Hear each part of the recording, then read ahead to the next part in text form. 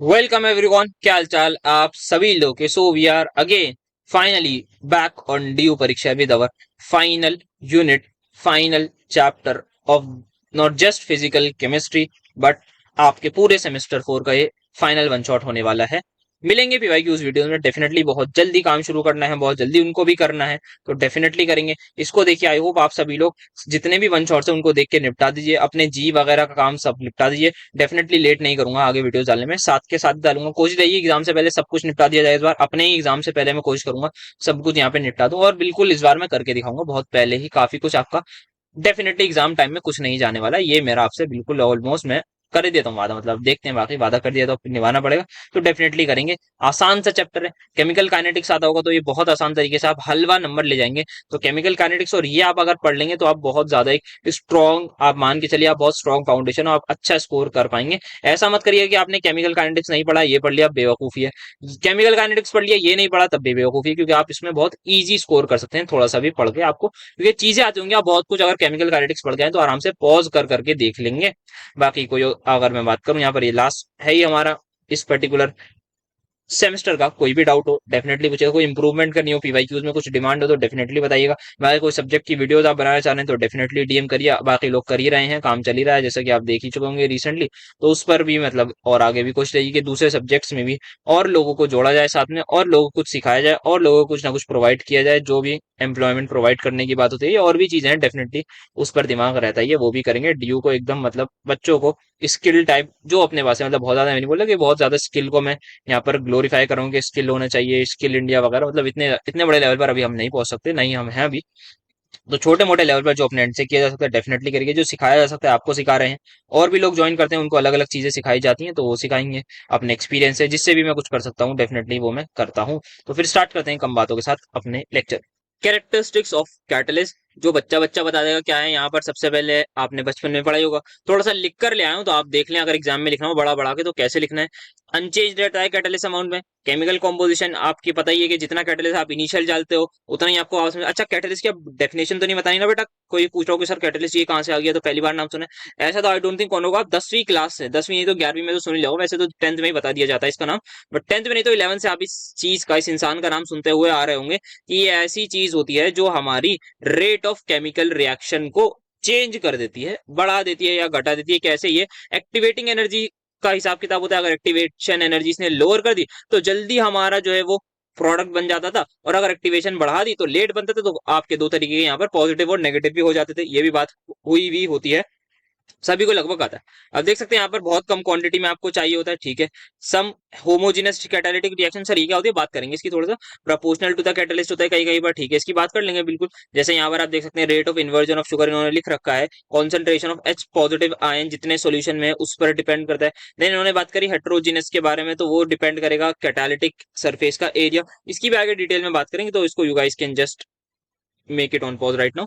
तो यहाँ पर नेक्स्ट हमारे पास इक्विलिब्रियम पोजीशन पर कोई फर्क नहीं पड़ता। जिस कॉन्सेंट्रेशन पर इक्विलिब्रियम पहले आता था उसी पर अब आएगा, बस थोड़ा सा जल्दी आ जाएगा, ये होता है यहाँ पर रिएक्शन क्योंकि रेट हो रही है ना हमारी चेंज। इनिशिएट नहीं करता, सभी को पता है। स्पेसिफिक इन नेचर होता है, मतलब ये है कि जैसे यहाँ पे लिख रखा है manganese dioxide MnO2 can catalyse the decomposition of potassium chlorate but not that of potassium पर क्लोरेट और पोटेशियम नाइट्रेट। तो मैंगनीज डाइऑक्साइड है, इसको कोई स्पेसिफिक रिएक्टेंट ही चाहिए, इसको कुछ स्पेसिफिक रिएक्टेंट चाहिए कि मैं इसी को कैटेलाइज करूंगा। इसका भाई आ जाए, इसकी बहन आ जाए, मैं उसको कैटेलाइज नहीं करूंगा, ये इसका रोल होता है। इसके चाचा आ जाए, मैं उसको कैटेलाइज नहीं करूंगा, मैं उसी पर्टिकुलर इंसान के लिए स्पेसिफिक हूं। नेक्स्ट टर्म जो हमारे पास आती है वो एक और आती है, दैट इज सिलेक्टिव के बारे में। पहले इस चीज को देख लें आप। Nature of products of the reactant को भी हमारा कैटेलाइज नहीं करता है, जैसे यहाँ पर दे रखा है combination of nitrogen and hydrogen under suitable condition क्या देता है आपको, फॉर्मेशन ऑफ अमोनिया, वेदर आपने कैटेलिस्ट ऐड करा हो या ना करा हो। तो कहने का मतलब यह है कैटेलिस्ट आपके प्रोडक्ट में सच बदलाव नहीं लाता कि कौन सा बनेगा, तो वो बस आपका जो है वो जल्दी स्पीड को चेंज कर देगा, ठीक है। अब यहाँ पे एक और टर्म आता है आई थिंक सिलेक्टिविटी के बारे में। तो सिलेक्टिव के बारे में बात करूं, जैसे पीछे बात करी हमने कि कैटलिस्ट जो है वो स्पेसिफिक है, कि भाई मैं इसी रिएक्टेंट से रिएक्ट करूंगा, साथ साथ कुछ कैटलिस्ट ऐसे होंगे जो हमारे मतलब बेसिकली सारे कैटलिस्ट जो सिलेक्टिव भी होते हैं। सबसे पहले इस कैटलिस्ट ने कहा मैं इसी पर्टिकुलर रिएक्टेंट से रिएक्ट करूंगा, तो this is called as the specificity of that particular catalyst, की ये कैटलिस्ट इस पर्टिकुलर रिएक्टेंट के लिए स्पेसिफिक। अब सिलेक्टिव क्या होगा? अब एक कैटलिस्ट में लेके आया एक्स, उसने रिएक्शन करा इस रिएक्टेंट से, कुछ आपको प्रोडक्ट मिल गया, ठीक है। अब कुछ कैटलिस्ट में ले आया वाई, मान लेते हैं वो वाई भी इसके लिए स्पेसिफिक हो, या कुछ और मैंने मान सकते हैं यहाँ पर आर प्लस ए डाला होगा, उसने कुछ बना दिया क्यू प्रोडक्ट। सो हुआ ये यहाँ पर जैसे ही मैंने कैटलिस्ट को बदला तो मेरा प्रोडक्ट चेंज हो गया। सो दैट मीन्स जो कैटलिस्ट हैं वो आपके कहीं ना कहीं सिलेक्टिव होते हैं प्रोडक्ट फॉर्मेशन में भी। So this is for the product formation की catalyst are specific for the formation of their respective products. अब हमारे पास आता है टाइप्स ऑफ कैटालिस्ट, जैसे कि सबसे पहले आपके पास होंगे होमोजिनस कैटालिस्ट, होमोजिनस आगे लिख रहा। दूसरे आपके क्या होंगे? हेट्रोजिनस कैटालिस्ट, ठीक है जी। तो ये आपके क्या हैं? दो तरीके के टाइप्स हैं कैटालिस्ट के। तो होमोजिनस की अगर मैं बात करूं, होमोजिनस की अगर मैं बात करूं तो आपका रिएक्टेंट हो एज वेल एज कैटालिस्ट हो, दोनों ही आपके सेम फेज में होंगे, या तो दोनों आपके लिक्विड लिक्विड होंगे या आपके गैस गैस होंगे एक्सेट्रा, ऐसा सिनेरियो रहेगा। हेट्रो की मैं बात करूं तो आपका रिएक्टेंट और कैटलिस्ट ये दोनों डिफरेंट फेजेस में होंगे, जिसका बहुत क्लासिक एग्जांपल है आपका एल्कीन पर। अगर मैंने इन प्रेजेंस ऑफ या एल्कीन हाइड्रोजन, हमारे पास दोनों ही ये गैसियस फॉर्म में आती है, इसका हमने निकल जो सॉलिड कैटलिस्ट है उस पर हम हाइड्रोजिनेशन कराते हैं। तो यहाँ जैसे सॉलिड और गैस हो गया, मेजरली हमें इसी के बारे में डिस्कशन करना है। अब हमारे पास आ जाता है इंपॉर्टेंट पार्ट, दैट इज हम बात कर लेते हैं पहले हेट्रोजिनस कैटालिसिस के बारे में। तो mechanism of a catalysed reactions at solid surfaces, तो मेजरली हमें इसी पर्टिकुलर रिएक्शन के बारे में बात करना है। And this actual mechanism is totally based on the adsorption theory के। एडजॉर्प्शन हमारे पास आपने वर्ड सुना ही होगा, तो वहां पर होती है। तो हेट्रोजिनस कैटालिसिस कैटालिस्ट की यहाँ पर बात हो रही है, जिनको हम सरफेस कैटालिस्ट भी बोलते हैं, सरफेस कैटलिस्ट। इसमें होता क्या है आपका फाइनली डिवाइडेड सॉलिड कैटलिस्ट होता है। तो कैटलिस्ट को हम जो है वो फाइनली डिवाइड करते हैं, इंडस्ट्री पर्पस के लिए बहुत बढ़िया होता है। जैसा आपने निकल डाला होता है वैसा जिंदा आपको आराम से, सॉलिड है क्योंकि आराम से मिल जाएगा, वेरा लिक्विड लिक्विड तो फिर भी सेपरेशन वगैरह आई थिंक करना पड़ेगा, बट यहाँ पर हम इसको आराम से रीजनरेट करते हैं। इसका जो मैकेनिज्म है that is totally based on the adsorption theory, की होगा ये हमारा एडजॉर्प्शन होगी। क्या एडजॉर्प्शन मतलब? आपका जो है वो एब्जॉर्ब होता है आपका जो एकदम, जब कोई चीज किसी चीज को अपने अंदर की तरफ अपने इनसाइड ले जाए, उसको एब्जॉर्ब कर ले, उसको अपने अंदर ही एकदम ले ले। एड्सॉर्प्शन का ये मतलब होता है वो अंदर की साइड नहीं आएगी, वो ऊपर ऊपर रहेगी। तो ऊपर ऊपर ही जो काम होगा वो हमारा ऊपर ऊपर ही हिसाब किताब रहेगा। सो होता यह है, हम अगर बात करें जो भी हमारा कैटलिस्ट होता है उसकी कुछ एक्टिव स्पॉट्स होते हैं, या फिर उनको हम फ्री वैलेंसीज भी बेसिकली बोलते हैं, ड्यू टू आप कहीं ना कहीं हमारा यहाँ पर जो हिसाब किताब रहता है वो related to, if I am not wrong, वो वेकेंट ऑर्बिटल से आता है कि उसकी फ्री वैलेंसीज या फ्री इलेक्ट्रॉन्स प्रेजेंट होते हैं, जिसकी मदद से वो कहीं ना कहीं इस रिएक्शन को कैटलाइज्ड करता है। ये यहाँ पर नॉर्मली होता है। सो होगा कुछ इसका हिसाब किताब अगर मैं आपको बताऊं, मान लीजिए ये आपका एक सॉलिड सरफेस है, मान लेते हैं कैटलिस्ट है। इनिशियली मैंने एक रिएक्टेंट लिया ए, एक रिएक्टेंट लिया बी, मैं ले आया, जैसे आप मान के दिमाग में चलिए ये एल्कीन है, ये आपका हाइड्रोजन, ठीक है, मान के ऐसे ही चलिए। अब होगा क्या, सबसे पहले ये जो ए है ये इस पर एड्सॉर्ब हो जाएगा, ये जो बी है ये इस पर एड्सॉर्ब हो जाएगा। तो यहाँ पर this is simply called as physical adsorption. यहाँ पर कोई खास मतलब बहुत ज्यादा बॉन्ड फॉर्मेशन वगैरह इतना ज्यादा टेक प्लेस नहीं करता between these two A reactants and catalyst. तो यहाँ कुछ खास बॉन्ड फॉर्मेशन नहीं पड़ता। अब यहाँ पर जो है वो बॉन्ड फॉर्मेशन होने लगता है। अब फिर अल्टीमेटली ये जो बॉन्ड बनेगा ये आपको कुछ इस प्रकार ए और बी मिल जाएंगे, that will lead to the formation of your product. आइए थोड़ा सा डिटेल में देख लेते हैं। मैं पहले एक पेज ले लूं, फिर यहाँ पर या आगे इसी को समझा देता हूँ। यहाँ 5 पॉइंट लिखे हैं, उन पर बाद में आएंगे, पहले हम देख लेते हैं सबसे पहले हुआ। तो सबसे पहले जैसे कि मैं बताता हूँ आपको, नॉर्मली मेरा कोई कैटलिस्ट होगा, वैसे कैटलिस्ट आप एग्जाम में भी ना मेरे हिसाब से ऐसे बना के आ जाइएगा, बढ़िया डायग्राम लगता है साफ सुथरा। यहाँ पर ये आपकी एक्टिव साइट्स हो रही है सारी की सारी, तो ऐसा आप डायग्राम बना दीजिएगा, एग्जाम में आपको बढ़िया नंबर मिल जाएंगे कि आपको सभी कुछ कंसेप्ट तो आता है। ये मैंने ले लिया कोई कैटलिस्ट है, मैंने ए यहाँ पर ऐड करा, मैंने बी यहाँ पर ऐड करा। तो फर्स्ट स्टेप में क्या होगा, सिंपल फर्स्ट स्टेप को बोलते हैं diffusion of reactants to surface catalyst, क्योंकि हाई कॉन्सेंट्रेशन से सिंपल लो कॉन्सेंट्रेशन की तरफ ये आ जाते हैं, दैट इज इस पर्टिकुलर आदमी की सरफेस की तरफ। तो ये पहली चीज। सेकेंड हमारे पास जो होता है वो शुरू होता है एडजॉर्प्शन एट एक्टिव साइट्स। तो एडजॉर्प्शन यहाँ पर शुरू हो जाएगा, यहाँ पर ये अब ए इससे जुड़ जाएगा, और ये आप समझ लीजिए बी जो है वो यहाँ कुछ इस प्रकार जुड़ जाएगा। मैं इसको दूसरे कलर से बना दूं तो शायद आपको भी अच्छा लगेगा, मुझे भी लगेगा। ये यहाँ पर मैंने ले लिया, ये ए और ये भी, ठीक है। ये यहाँ पर बॉन्ड फॉर्मेशन होने लगा। अब जो तीसरा स्टेप है, उस तीसरे स्टेप में क्या होगा, ये पहले तो ऑलरेडी इन लोगों ने आपस में इससे बॉन्ड बना लिया था, दैट इज ये सिनेरियो तो था ऑलरेडी। यहाँ पर देखिए, ये मैं पिछले वाला ही जस्ट रीड्रॉ कर रहा हूं। अब क्या होगा, अब यहाँ पर केमिकल रिएक्शन होगी कि ए और बी आपस में इंटरेक्ट करेंगे और यहाँ पर एक बॉन्ड बनने लगेगा। देन अगर मैं फाइनली फोर्थ स्टेप की बात करूं, it will lead to the desorption of product from the surface of catalyst. तो यहाँ पर ये आप देख लीजिए, ये आ गया, यहाँ पर ये आ गया, एंड देन अल्टीमेटली आपके सामने मिल जाएगा ए बॉन्डेड बी, ये आपका फाइनली मिल गया। फिर एट द एंड आपका जो डिफ्यूजन होता है वो प्रोडक्ट्स का अवे इस बार होने लगता है। तो फिफ्थ पॉइंट की अगर मैं बात करूं, तो यहाँ पर डिफ्यूजन होगा अवे ऑफ प्रोडक्ट। अब बात इसकी हम करते हैं, तो यहाँ पर ये आपका 3 4 5 स्टेप हुए, जिसमें से आप सभी को बता दूं, this step is going to be your RDS. तो आरडीएस आपका क्या है, जहां पर आपका बॉन्ड बन रहा है, occurrence of a chemical reaction जो होगा, दैट इज एक्चुअली आपका जो है वो मेन आरडीएस है। तो आइए यहाँ पर देख लेते हैं हुआ क्या इन साइंटिस्ट के अकॉर्डिंग। जो आपकी गैसियस रिएक्शन है टेकिंग प्लेस हो रही है, वो कुछ इस प्रकार होगी। सबसे पहले diffusion of reactants to surface, तो टुवर्ड द सरफेस हो गया। फिर एडजॉर्प्शन हुआ था, आपको याद होगा। फिर केमिकल रिएक्शन हुई थी between the catalyst, sorry between A and B. फिर डिसॉर्प्शन हुआ, मतलब केमिकल रिएक्शन हो गई तो वो हट गए। एडजॉर्प्शन का उल्टा होता है डिसॉर्प्शन। देन फाइनली क्या हुआ, diffusion of products from the surface, तो सरफेस से वो हट गए। दिस साहब इज योर आरडीएस, ठीक है जी। तो ये आपके हो गए आरडीएस, और यहाँ पर हो गया आपका। तो दी स्टेप्स आर कंजिक्यूटिव, आप देख सकते हैं यहाँ पर आपका आरडीएस इन्होंने बोला है स्टेप 3 है। देन यहाँ पर कुछ और इन्होंने प्रॉपर्टीज के बारे में बात करा था कि ये आपने फॉलोइंग अजम्पशंस ली थी कि रेट डिटरमाइनिंग स्टेप आपका जो है वो थर्ड स्टेप होगा। केमी एब्जॉर्प्शन आपका बहुत इंपॉर्टेंट रोल प्ले करता है, दैट इज आपका केमिकल बॉन्ड्स जहां पर बनने लगते हैं। बहुत ज्यादा डिटेल में इसको नहीं करना, क्योंकि मैं भी एक्जैक्टली डेफिनेशन भूल गया, वैसे यहाँ लिखा हुआ है केमी एब्जॉर्प्शन में होता क्या है।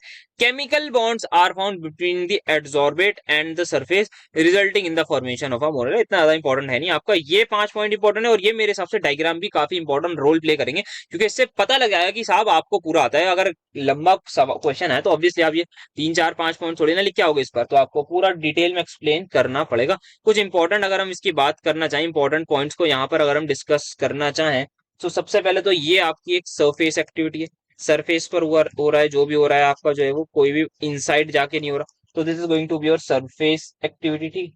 Then selectivity is again there, and आपका जो है वो स्पेसिफिसिटी इज ऑलवेज देयर। तो ये भी है, यहाँ पर आपका जो है वो सिलेक्टिविटी भी है और आपकी स्पेसिफिसिटी भी है। तो सिलेक्टिविटी को थोड़ा सा मैं यहाँ पर रिएक्शन लिख देता हूँ ताकि आप लोगों को थोड़ा सा अच्छा लगे। जैसे for example I have this particular thing, यहां पर मैंने H2PT से रिएक्शन करा दी। बच्चा बच्चा बता देगा मुझे CH3 मिलेगा, क्या नहीं बता सकता ये बच्चा बच्चा? सर बिल्कुल बता देंगे सर, हम भी तो बच्चे हैं बेटा, जवान हो गए पूरे, आप बच्चे नहीं हो। अच्छा सर ऐसे, हाँ स्कूल वाले बच्चे होते हैं बस, कॉलेज वाला कोई बच्चा नहीं होता, अडल्ट नहीं होगा। पीटी पास हो, अब कोई कोई आधार कार्ड लेके आएंगे कि देखो हमारा, हमने तो डेट गलत करवा रखी है बेटा, ऐसे नहीं करवाना चाहिए। तो यहाँ पर आपका ये बन जाएगा CH2 double bond CH2। Sir बहुत ज्यादा फैक्ट्स हो गए आज, हाँ फैक्ट्स पे बात करते हैं हमेशा, बिना फैक्ट्स से तो कभी मैंने बात ही नहीं करी। तो ये पहले एक रिएक्शन हुई, ठीक है। अब दूसरी रिएक्शन की अगर हम बात करना चाहें, तो यहाँ हुआ क्या, प्लैटिनम जो था उसने अल्केन बनाया, वेरस पैलेडियम अगर मैंने बासोफोर बेरियम सल्फेट के साथ डाला तो मेरा कुछ और प्रोडक्ट बना। तो हो क्या रहा है, ये जो कैटलिस्ट है ये इस पर्टिकुलर आदमी के लिए सिलेक्टिव है, ये जो कैटलिस्ट है ये इस पर्टिकुलर आदमी के लिए सिलेक्टिव है। वेरी वेरी इंपॉर्टेंट, ये यहाँ पर ध्यान रखिएगा। इस सिलेक्टिविटी का एग्जाम्पल यहाँ पर दिया है, और भी रिएक्शन यहाँ पर होती हैं, बट यहाँ पर इन्हीं दोनों से लगभग काम चल जाएगा। अब हम आगे चलते हैं और भी ज्यादा इंपॉर्टेंट चीजों की तरफ, दैट इज एंजाइम कैटालिसिस की। जो एंजाइम जब हमारे प्रॉपर आएंगे, तो एंजाइम बच्चा बच्चा बता देगा क्या होता है। आपके जो है वो बायोलॉजिकल कैटालिस्ट होते हैं हमारे एंजाइम्स जो होते हैं, विच अफेक्ट ऑल्टर या effect the rate of chemical reaction happening in our body. तो ये हमारा होता है। अब यहाँ पर एक साइंटिस्ट थे, उन्होंने यहाँ पर पूरा इसका मैकेनिज्म दिया, उन्होंने एक्सप्लेन किया कि होता क्या है। तो यहाँ पर एंजाइम कैटालिस्ट की बात करूं, तो एक एंजाइम होगा, एक सबस्ट्रेट होगा, वो बाइंड करके यहाँ पर कुछ एक इंटरमीडिएट बना देगा जिसको हम ES बोलते हैं। ये इसको हम enzyme activated complex if I am not wrong बोलते हैं।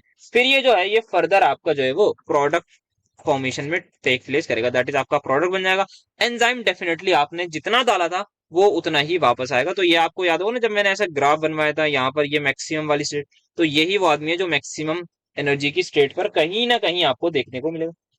तो इस प्रकार और डिटेल में आइए बात करते हैं मिकेलिस मेंटन मैकेनिज्म के साथ।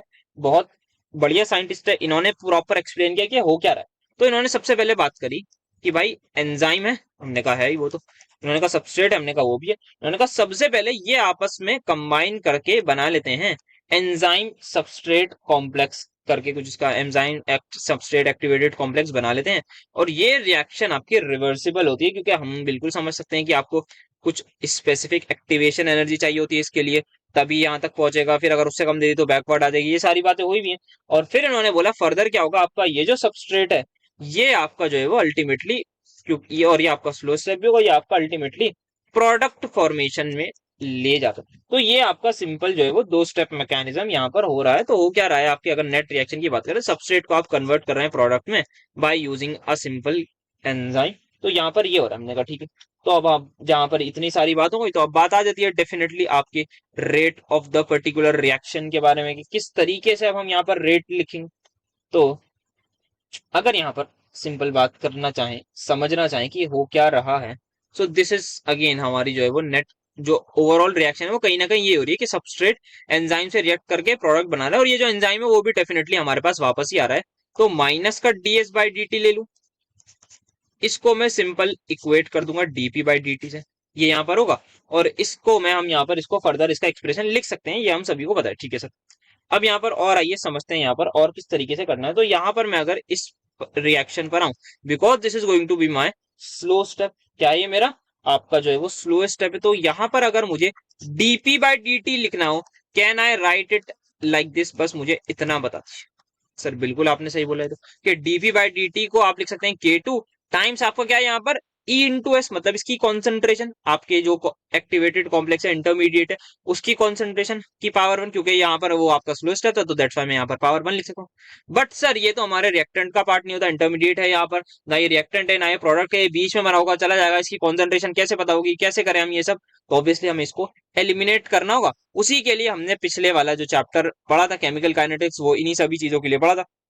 तो अब उसी का लगाते हैं। तो बचपन में तो आपको याद होगा, जो भी बच्चा मुझे बता देगा यहाँ पर क्या अप्लाई करूं जिससे मैं इसकी कंसंट्रेशन निकालूं, मतलब भाई मजा आ जाएगा। तो बच्चा बच्चा यहाँ पर मुझे बता रहा है कि आप अप्लाई करिए बाय अप्लाइंग, या सिर्फ अप्लाइंग स्टेडी स्टेट अप्रोक्सीमेशन। बहुत बढ़िया, मजा आ गया। तो मुझे करना क्या है यहाँ पर, मुझे इस पर्टिकुलर आदमी की कॉन्सेंट्रेशन को करना है 0। तो देख लो कहां कहां पर बन रहा है, देख लो कहां कहां पर टूट रहा है, उसी के अकॉर्डिंग कर दो। तो आपको मैं बहुत बेहतरीन तरीके से ये बात याद होनी चाहिए। कहां पर बन रहा है सबसे पहले मुझे, सर एक तो यहाँ पर बन रहा है, यहाँ पर किस रिएक्शन में बन रहा है, तो यहाँ पर मैं छोटी सी ये रिएक्शन लिखता हूँ जहां पर ये बन रहा है सबसे पहले।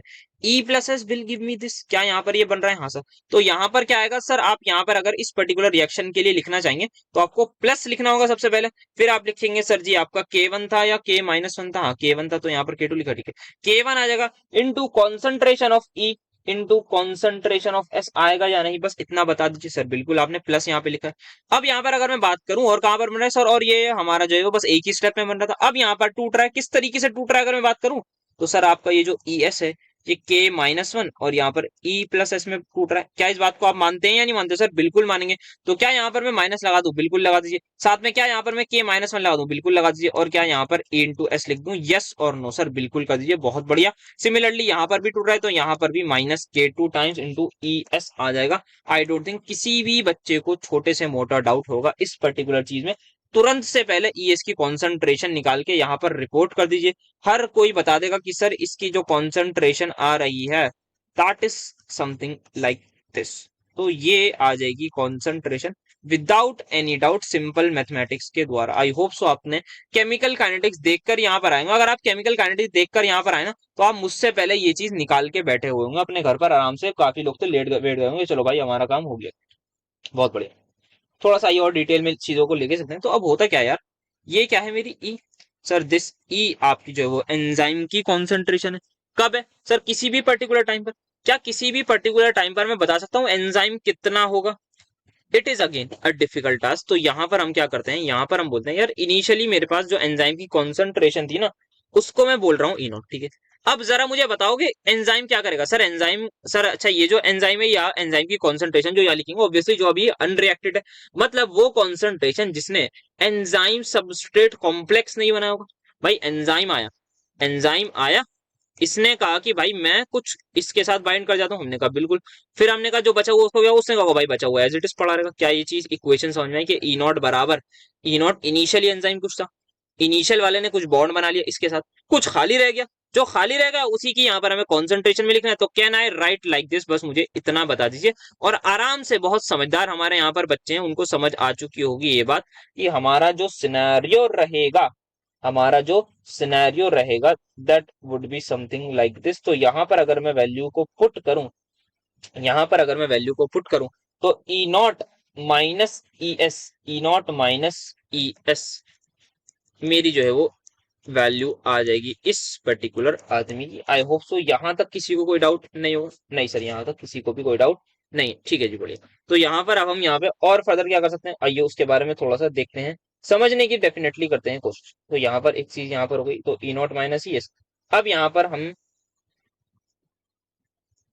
कहाँ गई वो इक्वेशन, ये रही। इस इक्वेशन को जरा देखिएगा, ये था मेरा ई एस, ये किसके इक्वल था आपका, ध्यान से देखिएगा, ई इंटू एस डिवाइडेड बाय के माइनस वन प्लस के टू डिवाइड बाय क्या, के वन। क्या इसमें कोई डाउट नहीं सर? इसमें भी कोई किसी को डाउट नहीं, आसान सी चीज है। इस एक्सप्रेशन में क्या किसी को कोई डाउट है? नहीं सर, इसमें भी नहीं है, क्योंकि ये सिंपल सा ही एक्सप्रेशन है। इस रेट कांस्टेंट को नया नाम दिया गया दैट इज के एम, जिसका नाम है मिकेलिस कांस्टेंट। ध्यान से सुनना, बहुत ध्यान से। के माइनस वन किस पर्टिकुलर रिएक्शन का है? सर के माइनस वन में क्या मैं बोल सकता हूं मेरा ये टूट रहा है? सर बिल्कुल बोल सकते हो आप, ये टूट रहा है। कौन? Enzyme substrate complex. के टू को देखो, क्या के टू में भी ये बोल सकता हूँ ये टूट रहा है? हाँ सर। तो यहाँ पर ये जो डिनोमिनेटर वाला है ये बता रहा है कि किस पर्टिकुलर रेट से आपका ES टूट रहा है, that is enzyme substrate complex. Similarly ये भी आपका ये बता रहा है कि एंजाइम सबस्ट्रेट कॉम्प्लेक्स किस पर्टिकुलर रेट से टूट रहा है। So this is going to be the net rate for the disappearance of enzyme substrate complex. क्या मैं बोल सकता हूँ? बिल्कुल। K1 देखो क्या है सर, K1 ये फॉर्मेशन कांस्टेंट है फॉर दिस पर्टिकुलर थिंग। तो this is nothing but just आपका ये रेशो होता है, ये आपका एक रेशो है किसका? एंजाइम सबस्ट्रेट कॉम्प्लेक्स के। आपका ऊपर क्या बताया था मैंने, फॉर्मेशन या टूटना, के माइनस वन आपका ब्रेकिंग। हाँ, तो यहाँ पर आपका जो है वो एंजाइम रेशो है किसका? एंजाइम सबस्ट्रेट कॉम्प्लेक्स के, एक तो डिसअपियरेंस का डिवाइड बाय अपीयरेंस का, डिसोसिएशन का या आपके फॉर्मेशन का। ये इसका नाम क्या है? मिकेलिस कांस्टेंट, जो साइंटिस्ट का नाम था उन्होंने ही रखा था। इसके बारे में डिटेल में जब ग्राफ आएगा तो वहां पर और देखेंगे, अभी के लिए इतना काफी है। तो यहाँ पर ये मेरी जो फाइनल नेट रिएक्शन है that is something like this, के एम इंटू दिस, ठीक है। सो कहां तक मैं पहुंच गया था, यहाँ पर मैं आ गया था। तो ई एस के बारे में अगर हम बात करें तो E nought minus E S यहाँ पर ही हो गया, ठीक है जी। इस ई नॉट को मैं यहाँ पर ले आया। सो अब यहाँ पर हाँ आते हैं अपने एक्सप्रेशंस की तरफ। तो यहाँ पर आप देख सकते हैं this is your E S, और इसको मैं लिख सकता हूँ डेफिनेटली ई नॉट माइनस का क्या, ई, सॉरी मैंने क्या करा है, हाँ ई नॉट माइनस ये के एम, यहाँ पर पहले मैं मल्टीप्लाई कर दूँ, पहले मैं यहाँ पर के एम को मल्टीप्लाई कर दूं, यहाँ पर आ जाएगा ई एस, इसको आप जरा एज इट इज रखे रहने दीजिए, इज इक्वल टू ये जो ई है। अब यहाँ पर इस ई को क्या मैं लिख सकता हूँ, E nought minus E S. Sir बिल्कुल आप लिख सकते हैं। इस एस को मैं एज इट इज रहने देता हूँ, बहुत ध्यान से देखिएगा, ये समझ में किसी को भी आ जाएगा होगा आराम से। अब देखिएगा यहाँ पर के एम एज इट इज, यहाँ पर ये E S as it is, यहाँ पर मैं इसको अंदर मल्टीप्लाई करूंगा तो S into E naught. Sir बिल्कुल। फिर क्या हो जाएगा, माइनस का एस इंटू एस, हाँ माइनस का एस इंटू एस को मैं यहाँ पर लेके आ रहा हूँ, तो ये हो जाएगा आपका प्लस का S into E S. Now you guys can calculate simply the value of E S, that will come out to be E naught साथ में एस डिवाइडेड बाय क्या बचा है यहाँ पर, एस प्लस के एम। आई hope सो बेहतरीन तरीके से ही समझ में आएगी। कुछ नहीं है यार, बेसिक मैथ्स लगाइए, ये मैथ सबको समझ में आई होगी। हाँ, ये मैथ्स बचपन में केमिकल काइनेटिक्स मतलब कुछ दिनों पहले ही पढ़ी थी। यहाँ पर क्या करा है, बस मैंने इसको के एम माना है और फिर मैंने इसको रीअरेंज कर दिया, बस सिंपल। ये मैंने इसको यहाँ पर भेज दिया। अब मैंने क्या करा, यहाँ पर इसको यहाँ भेज दिया क्योंकि मुझे नेट वैल्यू, अच्छा सर आप ये सब क्यों कर रहे हो बेटा, क्योंकि मैंने देखो ई एस की तो वैल्यू निकाली, अब दिक्कत ये आई कि यार मुझे ई भी नहीं चाहिए, इससे भी मुझे थोड़ी बहुत परेशानी हो रही थी। अब ई से मुझे परेशानी हो रही थी तो मैंने उसको यहाँ से सब्स्टिट्यूट करने का सोचा, पर यहाँ पर एक और परेशानी ये आने लगी कि कहीं ना कहीं मुझे अगेन ई एस मिल गया। सो अगेन मैंने फिर ई एस की वैल्यू निकालने की कोशिश करी, तो अब मैं फाइनली ई एस की वैल्यू निकाल पाया हूं जो एकदम साफ सुथरी है, जिसमें मेरे पास ना ही ई है और ऑब्वियसली ना ही ई नॉट एस होगा। So final rate would be, मैं यहाँ पर अपना फाइनल रेट जिसको मैं डीपी बाई डी टी बोल रहा हूं, that is the formation of product is simply equal to K2 into K2 multiply by E naught into S बटे एस प्लस के एम। क्या मुझे पता होगा मैंने इनिशियली कैटलिस्ट कितना लिया? बिल्कुल पता होगा। क्या मुझे सबस्ट्रेट की कॉन्सेंट्रेशन एट डिफरेंट टाइम पता लग जाएगी? बिल्कुल पता लग जाएगी। के एम की वैल्यू एक्सपेरिमेंटली निकालेंगे, तो ये हमारे फाइनल रेट इक्वेशन बनी जो आपको आनी चाहिए निकालनी, क्योंकि डेरिवेशन इसकी बहुत ज्यादा इंपॉर्टेंट है। टेस्ट वगैरह में कहीं पर कुछ ना कुछ तरीके से आपको ये टकरा जाएगी, डेफिनेटली टकराएगी, और ये टकराने वाली चीज भी है, ये आनी भी चाहिए। अब जरा ध्यान से देखते हैं ये चीजों को और थोड़ा सा समझते हैं। तो अब डिफरेंट केसेस बन जाएंगे हमारे यहाँ पर। एक केस होगा जब मेरा जो है वो एस बहुत ज्यादा होगा, एक केस होगा जब मेरा एस जो है वो आपका बहुत ज्यादा कम होगा, कहीं ना कहीं आप देख सकते हैं, और एक केस आएगा जहां पर मेरा एस को मैं कांस्टेंट मान लूंगा। समझिएगा ध्यान से। तो इस रेट को मैं वी भी बोलते हैं कुछ कुछ लोग, वेलोसिटी दैट इज। तो अब यहाँ पर सबसे पहला केस की मैं बात करूं, केस वन।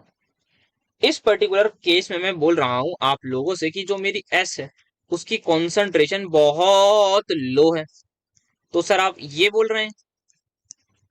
बिल्कुल बेटा यही बोल रहा हूँ, बहुत प्यारी चीज आप यहाँ पर समझ पाए। अगर आप ये समझ गए तो पहली अप्रोक्सीमेशन लगा दो। तो मैं क्या करूंगा सर, आप इसको निग्लेक्ट कर देंगे। आपका जो फाइनल रेट है क्या वो मेरा बन नहीं जाएगा बेटा K2/Km into E naught will remain as it is into S. बिल्कुल सही। अब जरा ध्यान से देखो, यहां पर अगर मैं सिर्फ एस की रिस्पेक्ट में बात करूं, क्या ऑर्डर आ रहा है मेरी रिएक्शन का? वन। तो विद रिस्पेक्ट टू एस मेरा इस पर्टिकुलर केस में जब एस की कॉन्सेंट्रेशन बहुत कम होगी तो ऑर्डर क्या आएगा? First order. बहुत बढ़िया, शाबाश, ठीक है सर। आगे फर्दर बात करते हैं, नेक्स्ट यहाँ पर आगे बात करते हैं। अब अगर हम थोड़ी सी और आगे जाएं चीजों को, तो यहाँ पर सेकेंड केस को आप देख लीजिए, इसी का ऑपोजिट होगा। अब मैं एस को बहुत हाई कर दूं, तो अब जिस बच्चे को ऊपर समझ नहीं आया था उसको अब ये बात समझ में आ चुकी कि अच्छा सर आप जो है वो इस पर्टिकुलर केस की बात कर रहे हैं। अगर आपको इतना भी समझ में आ गया तो इस बार मैं किसको उड़ाऊं? इसको उड़ाऊं। द मोमेंट मैंने इसको उड़ाया, क्या एस से एस भी कैंसिल हो जाएगा? इसको मैंने जीरो करा, नीचे क्या बचा? एस। एस से एस उड़ गया, खत्म। आई होप सो आपको ये भी चीज डायरेक्टली समझ में आ गई कि रेट अब आपका बन चुका है K2 टाइम्स ई नॉट, मतलब एस के रिस्पेक्ट में जीरो ऑर्डर, मतलब रेट डिपेंड नहीं कर रहा सबस्ट्रेट पर। इसको मैं एक्सप्लेन भी करूंगा जब ग्राफ बनाऊंगा ना, उसको बहुत बेहतरीन तरीके से आपको मैं एक्सप्लेन करने की पूरी पूरी कोशिश करूंगा। आइए जरा ध्यान से देखिए, ग्राफ पहले सबसे पहले मिलकर बनाते हैं। सो दिस इज योर सबस्ट्रेट की कॉन्सेंट्रेशन, ठीक है। यहां पर मैं लिख रहा हूं रेट। तो इनिशियली जब मेरी एस की कॉन्सेंट्रेशन लो होगी तो मेरा ऑर्डर क्या हो रहा है sir? At that particular moment आपका जो ऑर्डर हो रहा है, आपका जो रेट का जो ऑर्डर होगा वो आपका होगा first order with respect to. और आपको याद होगा कि इस तरीके से आपका एक्सपोनेंशियल ग्राफ वगैरह बनता था, एक्सपोनेंशियली, क्योंकि यहाँ पर प्रोडक्ट है तो इसकी फॉर्मेशन होती है। तो यहाँ पर ये कुछ इस तरीके का बनता रहेगा, बनता रहेगा, ये आपका जाएगा। अब जैसे ही बहुत हाई कॉन्सेंट्रेशन पर आ गया, मान लीजिए हाई कॉन्सेंट्रेशन के रीजन में आ गया, मुझे बताओ क्या वेरी हाई कॉन्सेंट्रेशन पर क्या एस से कुछ फर्क भी पड़ रहा है? सर बिल्कुल भी। सर हम अपनी भाषा में सर घंटा भी फर्क नहीं पड़ रहा है यहाँ पर कि आप एस को कुछ भी कर दो। तो बेटा देखो, जैसे ही मैं कॉन्सेंट्रेशन बढ़ाता गया एस से कुछ फर्क नहीं पड़ेगा और ग्राफ मेरा कांस्टेंट होने की तरफ जाएगा। क्या मैथमेटिकली और ग्राफिकल वाली चीजें जो है वो रेजोनेट करती हुई नजर आ रही है? बस इतना बताओ, फिर मैं एक्सप्लेन भी करूंगा। मैं इसको बायोलॉजिकल टर्म्स में एक्सप्लेन भी करूंगा, सिर्फ मैथमेटिकली ही नहीं जाऊंगा। तो यहाँ पर सबसे पहले इतना समझ में आया कि मैथमेटिकली यहाँ सर बातें जो है वो रेजोनेट तो कर रही हैं। अब ध्यान से बात को सुनो। क्या होता है, हमारे पास सबस्ट्रेट है, हमारे पास एंजाइम। अब ये जो एंजाइम है ना यार, इसके पास ना होती हैं कुछ एक्टिव साइट्स जिनसे हमारा सबस्ट्रेट बाइंड करता है, सबस्ट्रेट उसमें बाइंड कर देता है। समझने की कोशिश करिएगा, कुछ आप एंजाइम की एक्टिव साइट को समझिए, जैसे वो छेद दिखाए थे ना मैंने उसमें निकल वाले में। So these all were active site, और वो हर एक एंजाइम के पास ऑब्वियसली लिमिटेड होंगी, ठीक है। अब मैं सबस्ट्रेट आता गया, मैंने सबस्ट्रेट बढ़ाया, एंजाइम के पास एक्टिव साइट थी, एंजाइम जो है वो सबस्ट्रेट से करता आते जाओ बेटा, आते जाओ आते जाओ आते जाओ, मैं सबस्ट्रेट बढ़ाता गया। रेट भाई वो भयंकर तरीके से बढ़ेगा, क्योंकि एंजाइम ऑब्वियसली सबस्ट्रेट, जितना ज्यादा सबस्ट्रेट कॉम्प्लेक्स बनेगा उतने ज्यादा प्रोडक्ट बनेंगे, यानी हाँ सर, होता गया होता गया। अब एक मोमेंट ऐसा आया भाई, इसकी हो गई कैपेसिटी फुल। अब एंजाइम के पास कोई खाली एक्टिव साइट ही नहीं है, और मैं अपना वही, क्योंकि मुझे तो ये पता था कि सबस्ट्रेट में बढ़ाता जाऊंगा, एंजाइम जो है वो एक्टिव साइट पे घेरता रहेगा। मैंने तो ये सोचा ही नहीं कि भाई लिमिटेड भी हो सकती है, ऐसा थोड़ी एंजाइम कोई अनलिमिटेड मतलब कहाँ से लेके आएगा, वो पैदा थोड़ी करता रहेगा सर। हाँ, अब होता ये रहेगा भाई, यहाँ पर मान लीजिए ये एक एंजाइम था, इसकी ये मैंने 9-10 ऐसी एक्टिव साइट बना रहा हूँ डॉट डॉट, इन सभी पर आके सबस्ट्रेट जुड़ गए। अब एक नया सबस्ट्रेट आया, वो देख रहा अबे ये तो सारे के सारे जुड़े हुए हैं, तो मतलब मुझे भी लाइन में लगना पड़ेगा, मुझे थोड़ी देर रुकना पड़ेगा। मैं अपनी बात पर हूँ, मैं भेजता गया, मैं सबस्ट्रेट भेजता गया, भेजता गया, भेजता गया, मैं सबस्ट्रेट बढ़ाता ही जा रहा हूँ। तो मेरी यहाँ पर क्या बहुत हाई कॉन्सेंट्रेशन हो गई या नहीं। इनिशियली ध्यान से देखना, जब ये लोग नहीं थे तब मैं सबस्ट्रेट डाले जा रहा था, वो बाइंड करे जा रहे थे, रेट बढ़ता जा रहा था। अब क्या करा मैं, और डाले ही जा रहा हूँ, डाले जा रहा हूँ, डाले जा रहा हूँ, डाले जा रहा हूँ, बहुत ही हाई कॉन्सेंट्रेशन कर दिया एंजाइम के। भाई मेरे पास लिमिटेड एक्टिव साइट है, थोड़ा सा सबर रखो। हमसे बोलेगा वो सबर रखने को, पर हमने नहीं माना, हम डालते गए, तो हमने कॉन्सेंट्रेशन बढ़ा दी। पर एंजाइम के पास क्योंकि एक्टिव साइट ही नहीं है साहब, तो वो कैसे बाइंड कराएगा सबस्ट्रेट को और कैसे रेट ऑफ रिएक्शन को बढ़ाएगा। आई होप सो आपको बेहतरीन तरीके से समझ में आएगी। सो दैट्स व्हाई इनिशियली बहुत बेहतरीन तरीके से ग्राफ बढ़ा। एक मोमेंट ऐसा आया, वहां पर ये हुआ यार, वहां पर परेशानी ये शुरू हो गई कि भाई अब कैसे हम करें, आप बात को समझने की तो करो कोशिश प्लीज। अब हमारी जो है वो एक्सट्रीम कैपेसिटी हो चुकी है, हम नहीं कर सकते। तो ये जो रेट आपको दिख रहा है आर इज इक्वल टू के two into E not, this is, क्या मैं उस टाइम को बोल सकता हूँ जब मेरा एंजाइम पूरा का पूरा फुल्ली ऑक्यूपाइड है? क्या मैं इसको बोल सकता हूँ? यहाँ सर आप बिल्कुल बोल सकते हो। आप क्योंकि कितना भी सबस्ट्रेट डाल लो आपका रेट बढ़ेगा ही नहीं। क्या मैं इस बात को बोल सकता हूँ कि आप सबस्ट्रेट पर बिल्कुल भी डिपेंड नहीं करा? तो इस पर्टिकुलर चीज को हम बोलते हैं R max as well. I hope so जो बच्चे मतलब कमेंट्स वगैरह में बता रहे थे, मुझे फीडबैक्स दे रहे थे कि सर थोड़ा सा आपकी एक्सप्लेनेशन कम हो रही है, अब इन चीजों में मैं उनको पूरी इंप्रूव कर रहा हूँ। यहाँ पर आपको मैं बायोलॉजिकल फैक्ट भी मैंने यहाँ पर बता दिया इस ग्राफ का किस तरीके से होगा। क्वालिटी को ऑब्वियसली बढ़ाने की मैंने पूरी कोशिश करी है, और भी होगी आगे आने वाली वीडियोस में, पीवाई की वीडियोस में और करूंगा। जरूर आप लोग अपना फीडबैक दीजिएगा। अभी मुझे रिसेंटली कार्बोहाइड्रेट वगैरह पर भी कमेंट आया था कि भाई वहां पर थोड़ा अच्छा नहीं है, बट ठीक है, मतलब नहीं था डेफिनेटली। अगर आपका कोई राय है तो मतलब मैं उसको वो थोड़ी बोलूंगा कि नहीं आप गलत बोल रहे होंगे, तो हाँ बोला होगा, बट यहाँ पर मैं पूरी कोशिश कर रहा हूँ। तो यहाँ पर ये आपका मैक्सिमम रेट है, इसको कहीं कहीं पर आपको वी मैक्स बोलते हैं, दैट इज मैक्सिमम वेलोसिटी या मैक्सिमम रेट। अब ध्यान से सुनिएगा, ये आपका पूरा मैक्सिमम हो सकता है, मान लेते हैं ये 10 मोलर पर सेकेंड हो, 20 मोलर हो, कुछ भी हो सकता है। क्या यहाँ पर कुछ, अगर मैं ग्राफ की बात करूं, इसका मिड पॉइंट होगा? क्या इस पर्टिकुलर अगर मैं पॉइंट पर बात करूं तो जो मेरा मैक्सिमम रेट है, क्या मैक्सिमम रेट होगा? नहीं। तो मैक्सिमम रेट का मैं ये पॉइंट लिया है मैंने, मैक्सिमम रेट का यहाँ पर हाफ हो रहा होगा, कुछ भी वो हो सकता है। अब यहाँ पर इस पर पर्टिकुलर चीज पर आओ, यहाँ पर एक आपको जो है वो सबस्ट्रेट कॉन्सेंट्रेशन दी गई। ध्यान से बात को सुनिए, ध्यान से बात को सुनिएगा, समझने की कोशिश करिएगा। द मोमेंट मेरी जो रेट है जिसको मैं आर बोल रहा हूं, वो मेरा आर मैक्स बाय 2 के इक्वल हो गया। मतलब मेरी जो रेट ऑफ द रिएक्शन है वो मैक्सिमम रेट के हाफ हो गई। उस पर्टिकुलर सबस्ट्रेट कॉन्सेंट्रेशन को मैं बोलता हूं मिकेलिस कांस्टेंट। सर क्या बोला, कुछ समझ नहीं आया? तो ध्यान से बात को सुनने की, समझने की कोशिश करिएगा। Michaelis constant is that particular value, Michaelis constant is that particular concentration of substrate at which मेरा मैक्सिमम रेट इक्वल है, एट विच मेरा मैक्सिमम रेट इक्वल है। या फिर मैं यहाँ पर अगर आपको चाहूं तो पुट करके दिखा दूं, ध्यान से देखो। क्या ये आर मैक्स की वैल्यू समझ में आ रही है? हाँ, ध्यान से सुनना। अगर मैं आर मैक्स बाय 2 लिख दूं तो क्या किसी को कोई डाउट है? नहीं है। मैंने अभी भी बताया कि ऐसा रेट जब मेरा आर मैक्स बाय 2 की वैल्यू है, जरा नॉर्मल रेट को आर मैक्स बाय 2 पर पुट करो, इस वाले रेट को यहाँ पर इक्वेट करने की करिए कोशिश। सर ये आ जाएगा आपका K2 by KM into E into S. ये बात समझ में आ रही है? हाँ। क्या ई से ई उड़ गया? हाँ। क्या K2 से K2 उड़ गया? हाँ। इसको जरा क्रॉस मल्टीप्लाई करना। क्या आपको ये एक्सप्रेशन नजर आया? बस मुझे इतना बता दो। यहाँ पर KM इधर चला जाएगा, और आपका कुछ मुझसे मिस हुआ है क्या? आर मैक्स बाय 2 कर लिया मैंने यहाँ पर, R is equal to R max by 2, this is my R, जिसको मैंने आर मैक्स बाय 2 करा। यहाँ पर इससे ये हो गया, इससे ये हो गया, तो के एम यहाँ पर आ गया, और के एम मेरा ट्वाइस ऑफ वो क्यों आ रहा है यार,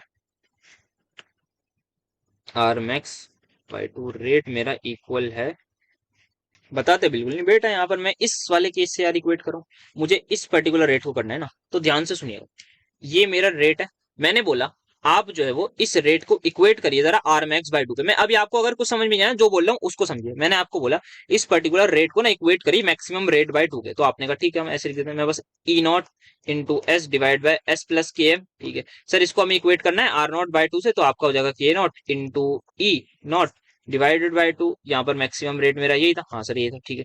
अब जरा कैलकुलेट करो, इससे ही हो गया, ठीक है। क्या ये 2s is equal to S plus K M आ गया? हाँ सर। क्या के एम मेरा एस के बराबर आ गया? हाँ सर। तो सर मतलब हुआ क्या, आप जरा समझाओ। तो ध्यान से सुनना, मैंने आपको बोला जिसको कुछ भी समझ में नहीं आया, क्योंकि बायोलॉजी बैकग्राउंड मैक्सिमम लोगों का नहीं होगा, जिनका होगा उनको पता होगा, उन्होंने पढ़ के आए होंगे, क्लास 11 बायोमोलिक्यूल्स में पढ़ाया जाता है बायो में, तो वहां पर आप पढ़ के आए होंगे। जिनको नहीं पढ़ा उनको बता रहा हूँ। तो मैंने आपसे बोला कि जो आपका रेट है ना, मैंने आपको मैक्सिमम रेट का इक्वेशन बता दी और उसका लॉजिक समझा दिया। अब मैंने बोला यार इस रेट को जरा मैक्सिमम रेट बाय 2 से इक्वेट करो, आपने कर दिया, तो आपको ये एक्सप्रेशन मिल गया। तो यहां से क्या हुआ, एक और डेफिनेशन निकली मिकेलिस कांस्टेंट की, कि भाई मिकेलिस कांस्टेंट वो पर्टिकुलर कांस्टेंट है या वो कॉन्सेंट्रेशन ऑफ सबस्ट्रेट है जब मेरा जो normal rate of the reaction है वो मैक्सिमम रेट के हाफ हो जाए, मतलब मेरा 50% जब रेट अचीव हो जाएगा उस पर्टिकुलर टाइम पर, जो कॉन्सेंट्रेशन होगी मेरे सबस्ट्रेट की, वही मेरा मिकेलिस कांस्टेंट है। बायोलॉजिकल डेफिनेशन है। जिन बच्चों ने बायो पढ़ी होगी उन्हें पता होगा, उनको ये डेफिनेशन बताई जाती है। आज मैंने आपके सामने उसको प्रूफ कर दिया है, आपकी आंखों के सामने इस ग्राफ को बायोलॉजिकल तरीके से बता दिया है। आई डोंट थिंक किसी भी बच्चे को कोई डाउट होगा। बहुत डीप सवाल भी आ जाएगा ना, आप लोग उसको बिल्कुल उड़ा के आएंगे एकदम, मुझे आप पर पूरा भरोसा है। इसी के साथ आई थिंक अब मुझे बढ़ जाना चाहिए अपने नेक्स्ट, और I would say most probably last topic of this particular thing, that is acid base catalysis। तो बहुत इंपॉर्टेंट है इनके मैकेनिज्म भी। यही जो दो तीन मैकेनिज्म है, दो तीन चार, बहुत ज्यादा इंपॉर्टेंट है। मान के चलिए कुछ ना कुछ टकराया जा सकता है, तो होगा क्या, ऑब्वियसली जो रिएक्शन होगी वो आपकी या तो वो H प्लस के द्वारा कैटेलाइज करी जाएगी, या फिर वो बेस, या फिर हो भी सकता है किसी किसी केस में जो है वो दोनों ही लोग आपके जो है वो कहीं ना कहीं कैटेलाइज कर रहे हो। जैसे कि मैं इसका एग्जांपल दूं तो आप सुक्रोज की हाइड्रोलिसिस ले लीजिए। सुक्रोज पता है ना आपको, शुगर आपकी जो नॉर्मल होती है केन शुगर, उसकी हाइड्रोलिसिस। या फिर आप एस्टर को हाइड्रोलिसिस देख लीजिए, उसमें भी आपका एसिड और बेस एज अ कैटलिस्ट ही यूज होता है। तो ये सारी आपकी रिएक्शन है। तो अब यहाँ पर हमें जो है वो प्रॉपरली ध्यान से पढ़ना है और समझना है किस तरीके से हम यहाँ पर आगे बढ़ेंगे। तो यहाँ पर आपका एक हम पढ़ेंगे एसिड वाली, एक हम पढ़ेंगे बेस वाली, और लगभग लगभग अगर मैं बात करूं, और लगभग लगभग अगर मैं बात करूं तो आपको दोनों के ही मैकेनिज्म सिमिलर मिलेंगे, बस एक में H पॉजिटिव आ जाएगा और दूसरे में आपका OH नेगेटिव आ जाएगा, इस बात का ध्यान रखिए। सो बेसिकली एसिड कैटालिसिस हम कर लेंगे, बेस वाला भी सिमिलर तरीके से आप लोग घर पे ट्राई कर लेगा, प्रैक्टिस की प्रैक्टिस भी हो जाएगी। अगर कुछ प्रॉब्लम आएगी तो बाई चांस PYQ अगर आया होगा बेस पर तो वहां पर डिस्कस कर लेंगे। तो यहाँ पर अब आइए देखते हैं क्या होता है। तो सबसे पहले आपको इनिशियली एक सबस्ट्रेट होगा डेफिनेटली, क्योंकि मैं एसिड कैटालिसिस पढ़ा रहा हूं तो यहाँ पर आपका acid as an catalyst use होगा, तो कोई एसिड होगा HA मान लेते, उसने रिएक्ट करके, अब ध्यान से सुनिएगा, यहां पर होता क्या है, ये जो प्रोटॉन है ये अपना सबस्ट्रेट में ट्रांसफर कर दिया जाएगा और आपका कुछ एनायन बन जाएगा डेफिनेटली। अब यहां से आपके पास दो पाथवे हैं। एक पाथवे ये कि आपका जो मैं सेकंड पार्ट है इसका मैं फर्स्ट लिख रहा हूं। अब ये बोला गया है कि ये जो आपका सबस्ट्रेट कॉम्प्लेक्स है, या तो ये सिंपल एनायन से रिएक्ट करता है, सर बिल्कुल कर सकता है, क्यों नहीं कर सकता, और आपका कुछ, या इसको मैं बाद में लिखता हूँ, सॉरी यहाँ पर मैं पहले पानी वाला बताया था ना, वही मैकेनिज्म करेंगे। या तो ये जो बना है ये पानी से रिएक्ट कर जाएगा, हाँ सर बिल्कुल कर सकता है, और प्रोडक्ट बना लेगा और H3O पॉजिटिव आ जाएगा। पहली बात ये बोली गई, अच्छी बात लगी, काफी कोई खराब बात नहीं। दूसरी बात ये थी कि या पानी से ना रिएक्ट करके ये इस पर्टिकुलर एनायन से ही रिएक्ट कर जाए और कुछ आपका HA बना दे, साथ में प्रोडक्ट दे दे। तो ये दो बातें यहाँ पर बोली गई। तो पहला स्टेप जो था that is common in both the cases, की यहाँ K1 होगा, यहाँ K-1 होगा, यहाँ पर ये K2 होगा, यहाँ पर ये आपका K2 होगा। तो ये हो जाएगा, यहाँ पर हम देख लेंगे, वो तो बाद में डिपेंड करेगा बाद में चीजों को। तो ये हमें दो देखना, तो पहले हम फर्स्ट यहाँ पर इन दोनों वाले को देख लेते हैं। तो यहाँ सबस्ट्रेट है, इस पे हमने बोला HA का, तो ये आ जाएगा मेरा K1 K-1, ये मेरा बन जाएगा SH plus plus A negative, ठीक। देन यहाँ पर अगर मैं बात करूं यहाँ सेकंड स्टेप में, तो SH पॉजिटिव प्लस H2O से मैं रिएक्ट करूंगा तो यहाँ पर K2 आ जाएगा मेरा उसमें, तो प्रोडक्ट प्लस H3O पॉजिटिव, ठीक है। सो यहाँ पर ये आपके मैंने दो स्टेप, ठीक है। तो आइए बचपन की तरह जैसे हम चीजों को करते हैं वैसे ही, तो हमें क्या करना है, हमें फाइनली प्रोडक्ट्स के बारे में देखना हो। तो प्रोडक्ट्स के बारे में मैं अगर यहाँ पर बात करूं तो वो सिंपल मेरा आ जाएगा dP/dt, that will be equal to K2 into SH plus, और पानी हम ऑब्वियसली एक्सेस में ही लेते हैं, सो दैट्स व्हाई मैं उसकी कॉन्सेंट्रेशन को मेंशन करता नहीं, आपको पता ही होगा। तो पहला मैंने कर दिया। अब क्या करूंगा मैं, वही अपना यार बेहतरीन वाला काम, that is steady state approximation लगाते हैं। तो कौन है यहाँ पर इंटरमीडिएट, सर जी SH पॉजिटिव, खत्म करो बस। तो सबसे पहले आइए बात करते हैं फर्स्ट स्टेप की। तो यहाँ पर मैं देखूं कहाँ कहाँ पर बन रहा है। तो यहाँ पर बन रहा है दैट इज, मैं प्लस लिखूंगा, K1 लिखूंगा, साथ में क्या S इंटू H आ जाएगा, सर बिल्कुल आ जाएगा, एसिड की तो लूंगा ना यहाँ पे, ऑब्वियसली पानी थोड़ी एसिड है, एसिड की तो लेनी पड़ेगी। ठीक है सर, यहाँ पे ऊपर ना लगा हो तो S प्लस। अब आइए, मुझे लग रहा है बाकी दोनों टाइम टूट रहा होगा, तो यहाँ पर टूट रहा है, तो इसको मैं डेफिनेटली दोबारा नहीं लिखूंगा कि मैं यहाँ पर इसको रिएक्शन उल्टी करके लिखूं।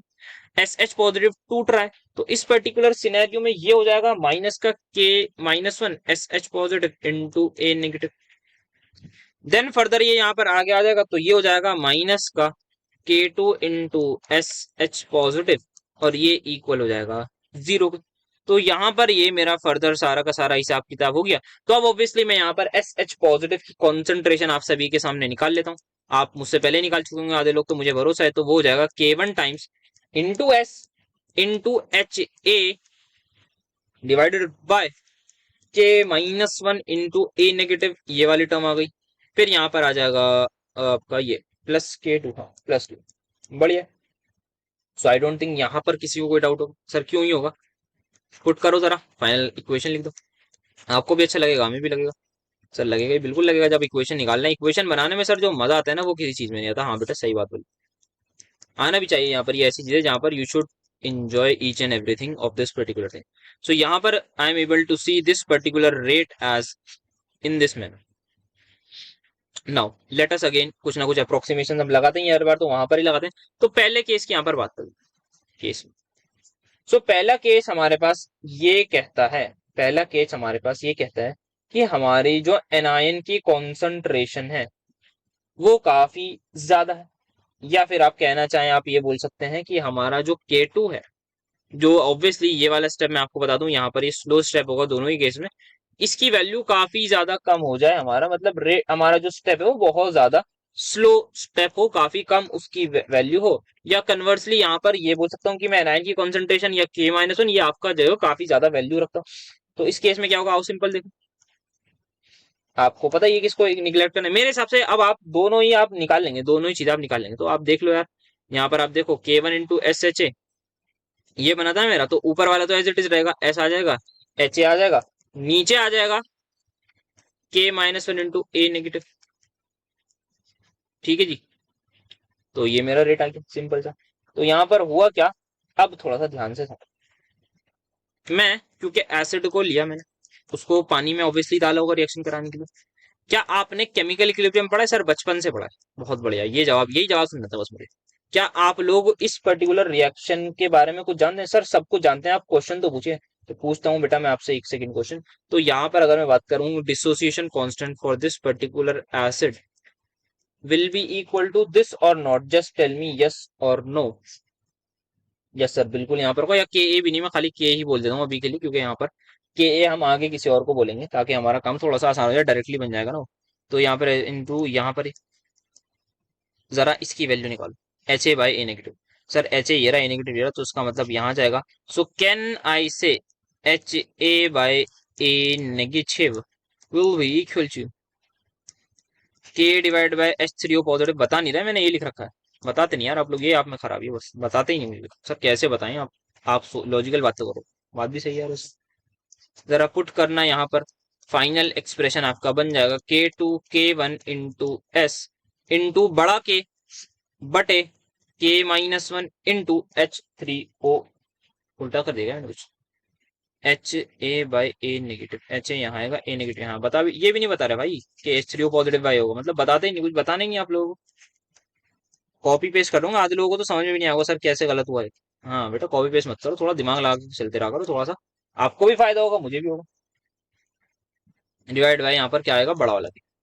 अब सिंपल सी बात है, इस पूरे आदमी को हम एक टर्म बोलते हैं जिसको हम बोलते हैं के ए।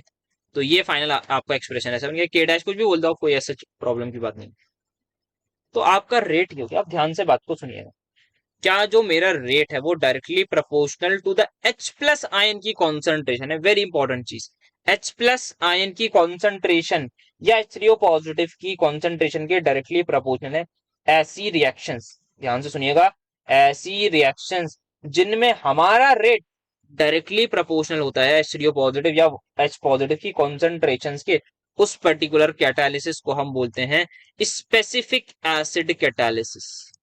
तो आपसे बोला जा सकता है कि बेटा स्पेसिफिक एसिड कैटालिसिस का जरा एक्सप्रेशन निकालो बाय यूजिंग दिस। तो आपको क्या करना है, K2 को कम लेना है। अब मैं यहाँ पर इसी का उल्टा कर दूंगा तो आप बहुत प्यारे तरीके से समझ जाएंगे कि सर अब जो आप उल्टा करेंगे वो ये करेंगे, आप K2 को कंपैरेटिवली थोड़ा ज्यादा मान लेंगे as compare to K-1 into A negative से। सो आपका रेट बहुत प्यारे तरीके से आप देख लीजिए, यहाँ पर क्या बोला था मैंने, यहाँ पर आ जाओ, K2 को ज्यादा बोला है ना, K2 को ज्यादा बोला, हाँ। तो ये एक्सप्रेशन आपका चला जाएगा, तो K2 से फिर K2 उड़ जाएगा, तो बहुत सिंपल तरीके से आपका K1 into S into H ए बन जाएगा। कोई भी डाउट मत पूछे ना कि सर ये कैसे हुआ, ये हुआ क्या। तो ये आपका कहलाता है, यहाँ पर आपका rate directly proportional to the concentration of पूरा एसिड है। तो इस पर्टिकुलर रिएक्शन को, ऐसे कैटालिसिस को हम बोलते हैं general acid catalysis. So this is your general acid catalysis. बहुत इंपॉर्टेंट चीज है, आपसे बोल दिया जाएगा कि आप जनरल निकालो और आपका स्पेसिफिक निकालो, तो आपको इसी प्रकार करना है। अब जल्दी से हम अपने सेकंड वाले पार्ट को देख लेते हैं, दैट इज सेकंड वाले पार्ट को हम देख लेते हैं, जहां पर हमें खाली H+ ही लेना है, हमें पानी का जिक्र नहीं करना। तो जल्दी से मैं तुरंत से पहले वही दोबारा से यहाँ पे रिएक्शन लिख देता हूँ, पॉज कर। सो अब यहाँ पर जल्दी से इसका मैं लिख देता हूँ, दैट इज यहाँ पर क्या हो रहा है, ये इसी से रिएक्ट कर रहा है और आपका प्रोडक्ट बना रहा है। तो दिमाग में कहीं ना कहीं एक चीज क्लियर हुई क्या सर, क्या क्लियर हुई कि यहाँ पर आपका जो पानी वाला पार्ट है वो हमने लिया, मतलब H3O पॉजिटिव वाला पार्ट नहीं आने वाला है। हाँ, तो सर कहीं ना कहीं मतलब ये जनरल एसिड कैटालिसिस होगी, बिल्कुल सही आपने बोला। तो यहाँ पर आपको सिर्फ और सिर्फ जनरल वाला ही पार्ट मोस्ट प्रोबेबली देखने को मिलेगा। तो आइए सबसे पहले बात करते हैं, रेट आपका इक्वल होगा dP/dt के, और जिसको मैं बोलूंगा K2 times into SH positive into A negative. Yes sir, आओ जरा स्टेडी स्टेट अप्रोक्सीमेशन लगाएं। कहीं ना कहीं अगर मैं बात करूं तो ना ही मेरे काम का कुछ एस एच पॉजिटिव है, ना ही मेरे ए नेगेटिव है काम का। हाँ सर, बात तो आप सही कर रहे हैं, तो किसी भी एक के लिए लगा लेता हूँ आपका स्टेडी स्टेट अप्रोक्सीमेशन। तो यहाँ पर मैं अगेन एस एच पॉजिटिव के लिए लगा देता हूँ, तो एस एच पॉजिटिव ये रहा। तो यहाँ पर मैं सबसे पहले देखूं कहाँ पर बन रहा है, sir ji +K1 into S into H A में बन रहा है। कहाँ टूट रहा है sir ji, K-1 into S H positive into A negative में टूट रहा है। दूसरा वाला सर यहाँ पर ही अगेन टूट रहा है, तो यहाँ पर माइनस का K2 into S H positive into A negative में टूट रहा है। तो अल्टीमेटली आप निकाल लीजिए S H positive into A negative की वैल्यू यहाँ पर, और ये आपका फाइनल इक्वेट हो जाएगा K1 upon K-1 plus K2 into S into H ए की। तो ये आपका मेरे हिसाब से सिंपल यहाँ पे आपकी इस पर्टिकुलर आदमी की वैल्यू आ गई। Now you can put the final value that will come out to be R is equals to K2 into K1 divided by K-1 plus K2, और यहाँ पर हो जाएगा इंटू एस इंटू यहाँ पर आ जाएगा एच ए। तो ये आपको फाइनली आप यहाँ पर देखेंगे तो यहाँ पर ये आपका आ जाएगा R is equals to K A' मान लो कुछ इसको into S into H A. ये आपका फाइनल एक्सप्रेशन बन जाएगा, और बेहतरीन तरीके से आपको भी पता है, मुझे भी पता है, this is going to be your general acid catalysis. तो हो सकता है वो आपसे दो एक्सप्रेशन मांगे, हो सकता है बोलें कि आपको एक जनरल बोल दें, एक स्पेसिफिक बोल दें कि आपको बताओ यार ऐसा एक्सप्रेशन कहाँ मिलेगा या ये फलाने चीज कहाँ होगी, तो आप आराम से उसको बता दीजिएगा। दोनों ही केस कर लिए, एक है पानी वाला केस, एक है मेरा जब ये इंटरमीडिएट है, ये ए नेगेटिव से ही प्रोडक्ट बना रहा है। सिमिलर मैनर में आप लोग बैठकर बेस की कैटालिसिस कर लीजिएगा, और वहां पर भी आपको यही सेम रिएक्शन मिल जाएंगे, वो मिल जाएंगे आपको। मैं रिएक्शन बता दूं, ऑब्वियसली अगर आप बेस है तो आप उसको मानना चाहें तो बी नेगेटिव मान लीजिए, नहीं मानना चाहें मत मानिए। तो सबसे पहले ये इससे H+ ले जाएगा, ये इससे H+ लेके यहाँ पर ये सिनेरियो हो जाएगा, ऐसा कुछ सिनेरियो हो जाएगा। फिर फर्दर आपको बताइए, यहाँ पर ये पहली आपकी रिएक्शन होगी, ये इक्विलिब्रियम वाली होगी, फिर या तो ये लोग आपस में रिएक्ट करके प्रोडक्ट बना लें, या फिर वही आपका ये लोग जो है वो इसमें से, या आपका एस नेगेटिव है वो पानी से रिएक्ट करके कुछ प्रोडक्ट बना दे। तो वही सेम काम आपको करना है, और ट्राई कीजिएगा। आपका रेट आपका जनरल स्पेसिफिक वाले का ये आएगा मेरे हिसाब से, और जनरल वाले का ये आएगा। So you guys can easily check, this is going to be your specific, this is going to be your general mechanism. So ये था हमारे पास मेरे हिसाब से पूरे में, एक बार मैं ओवरऑल चेक कर लूं, अदरवाइज हमारा यहीं पर हो जाएगा समाप्त of this particular not just chapter but पूरा का पूरा सेमेस्टर 4 का सिलेबस। सो इतना ही था, यस मैंने देख लिया, आई डोंट थिंक कुछ और कराने की जरूरत है, पूरा का पूरा हमारा हो गया है। यहाँ पर एसिड बेस कैटालिसिस हो या पूरा कैटालिसिस चैप्टर कर लिया है। बेस वाले को जरूर ट्राई करिएगा, मैकेनिज्म जरूर लिखिएगा। मिलेंगे बहुत जल्द आपसे अब PYQ वीडियोस के साथ, डेफिनेटली जल्द से जल्द। तो thank you so much for attending my lecture.